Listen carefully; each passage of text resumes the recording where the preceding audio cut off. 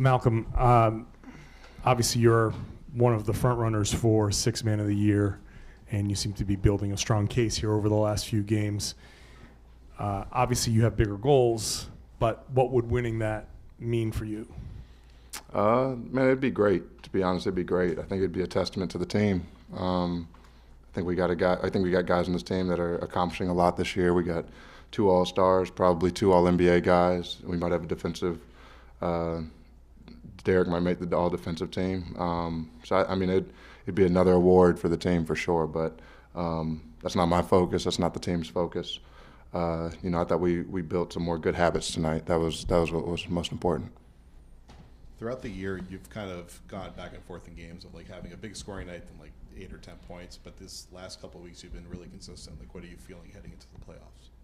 Just being aggressive. All of this, in between the lines is a mindset. And for me, it's about keeping my mind right, staying positive. Coming off the bench, it can be a challenge sometimes, to be honest. Having a career where you start your whole career, then you come off the bench. There are nights where you got to suck it up, and you're not going to score as much, or you're not going to play as much. But that's what I think makes a great team, having guys that are able to do that, guys that are able to sacrifice. Because it's not me sacrificing every night. Every night's a different guy. But for me, it's been a mindset the past couple of weeks, just trying to take advantage of every minute I get. Malcolm, when you were traded here, is this kind of this season you envisioned? I mean, or did you try to map out how things would work out with your role in this team, and how close has that been to what's happened? I didn't know what it would be like. I knew I'd be coming off the bench. The Celtics, Brad, they were very upfront about that, coming off the bench. And I, was all for it, am all for it. And I knew it would be a very fluid situation. And for me, it's about understanding that, embracing it, and, continuing to embrace it for 82 games in the playoffs. And I feel like that's what I've done. That's what I've tried to do to the best of my ability. As far as the rest of the team, as far as us being successful, this is exactly what I thought. I thought I'd be coming to a championship team. That's what we have here. So we got to keep pushing. I think we're trending in the right direction, exactly where we want to be. I know, as you continue to say, there are bigger goals, but the fact that you are back in the postseason after the last 2 seasons, and then also clinching that number 2 seed, what does that mean to you? That's everything to me. I want to win. The last 2 seasons for me were rough, not being able to win.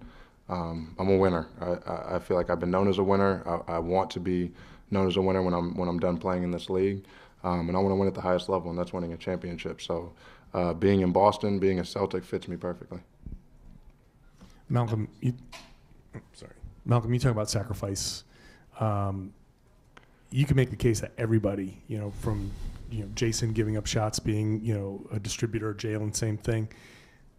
How tough is it for a team this deep where everybody has to give something up to still kind of keep that balance where everybody's kind of happy, so you can get to this point and be a championship level team? It's tough. It takes a lot of maturity throughout the roster.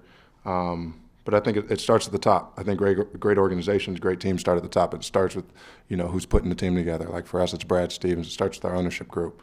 And I think they've put together like-minded guys that are willing to sacrifice.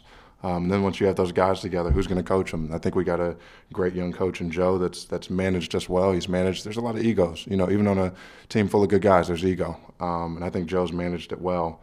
And, we've bought in. We bought into Joe being our coach. We've bought into the game plan every night throughout the season. And we bought into embracing each other. And I think that's what's going to pay off at the end of the day.